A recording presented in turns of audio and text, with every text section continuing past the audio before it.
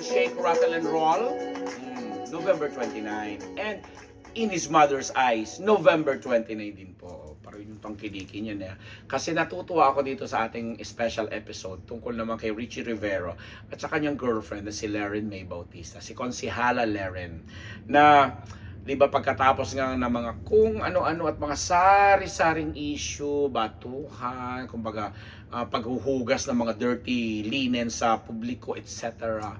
Parang nakakatuwang mabalitaan na parang nako-convert into positive, something positive, itong mga negatibong naging impression ng madlang people or ng public particular kay Richie Rivero. Kasi nga, di ba siya, na-involve siya kay, hindi naman talaga showbiz na showbiz si Richie, bilang nakagawa lang siya ng isang movie, nagigya siya sa mga ibang showbiz programs, pero hindi mo talaga siya matatawag na artista talaga kasi talaga namang basketball player po itong si Richie Rivero na unang sumikat nga siya nung nasa Lasal siya, na naglalaro, and then hanggang mapunta siya sa UP, at nag-graduate siya, nag-professional siya sa pamamagitan ng paglalaro niya sa Taiwan, and ngayon nga po ay nasa isang koponan na siya sa PBA na alam mo yon, and sa tinakbo-takbo ng kanyang career o sa tinakbo ng kanyang career sa basketball bilang professional basketball,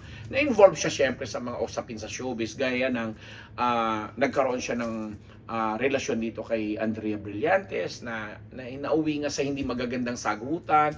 Kami kahit sa Maritas University nung mga time na talagang pumutok yung issue at pinag-usapan si Andrea, talagang ako nakikinig lang ako nung kay Jaiho, kasi siya naman talaga yung may direct contact kay Andrea that time, and may at sinubukan naman nating kukunin din ng pahayag itong si Richie, but the thing was hindi siya, kasi kumbaga ang naging impression nun is siniraan nyo na ako, tinira nyo na ako, binalita nyo na hindi nyo kinuha ang panig ko, something like that. May mga ganong usapin. But now, nakakatuwa na ako pinapahayag ko dito sa Unbettable Channel na kahit may mga basher sila at eventually nga inamin na nila ni Konsihala Leren May ang kanilang relasyon at nakarating na nga dito sa PBA at na nagagamit naman siguro ni Richie itong ganitong kalasing popularidad, kung popularidad man ang tawag dito. But the thing is, sa laro ng basketball, syempre may mga team kang kinakampihan. So siguro yung mga ibang teams may mga followers din, hindi rin naman din pinapaboran yung kanyang ginagamit against him yung mga issue niya sa showbiz. Kagaya na nga ng isang nasaksihan natin na naglalaro ng basketball, tapos biglang nagmimwestra siya na gumagano na kukusot-kusot laba-laba, tapos biglang nagpost itong si Konsihala Leren na parang wag ka mag-alala something, ako na lang ipaglalaba kita or ako na maglalaba for you, something like that. May mga ganun pinag-usapan talaga.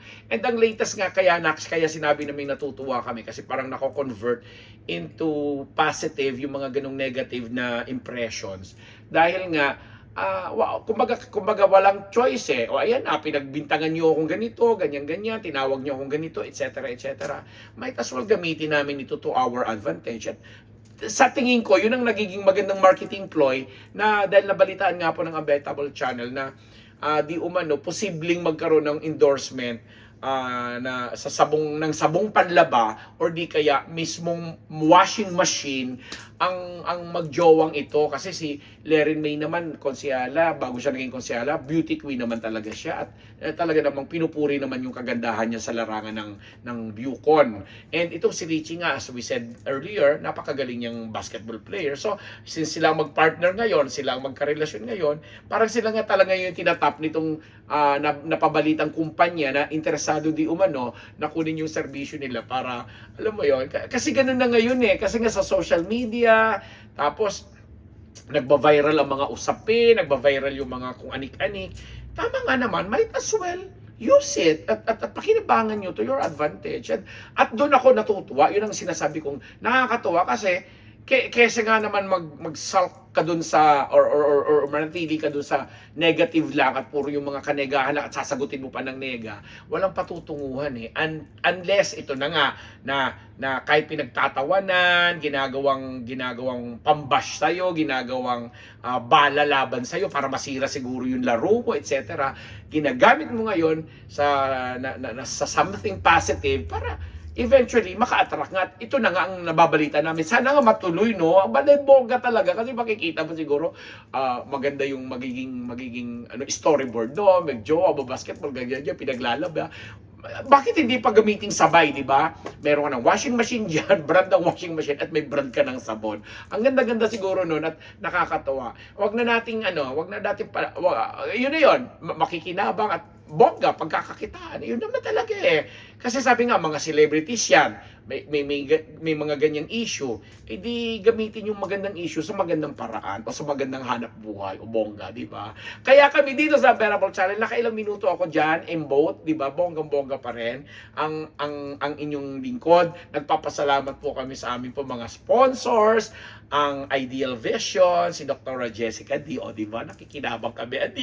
Ang Simas Philippines, si Tita Alma Zuniga Rodriguez, si Colonel Jundi Mayuga, si May, ang aking inaanak na si Abby, and then ang Faces and Curves family ko, andiyan dyan si Dr. Jerry Casata, Dr. Sheila Casata, o di ba? At ang mga nambaba sa akin na Toblerone ng ilong, ang sarap ng Toblerone. Yun lang ang masasabi ko, di ba? Di ba, Dondon? Si Dondon ang gumagawa niyan. Tapos sino pa ba? At ang mga iba po namin mga kaibigan pa, si si Mama Shay Cabal Revilla at saka si Mayor Strike Revilla ng Bacoor, Cavite. O maraming salamat sa pagpatuloy na pagtangkilik. Ang MWell, ang Gabay Guro, at sino pa ba mga nagpapa-shoutout dyan? Luzon, Visayas, Mindanao, mga taga New Zealand, USA, at marami pang iba na sinasabi namin sa inyo na nananatili pa rin at patuloy po kaming sinusuportahan dito sa aming munting channel na Unbearable Channel. So, kay Richie Rivero, kay Laren May Bautista, good luck. Talagang ako'y kilig na kilig dahil talagang nakita ko, bongga, bakit ang hindi? Bakit hindi sila bigyan ng endorsement sa sabong panlabat sa washing machine? Hindi pang iinsulto yun, bonggang-bongga yun. Muli, ako ang inyong nagmamahal na Papa Ambet Nabos. Salamat po sa inyong lahat.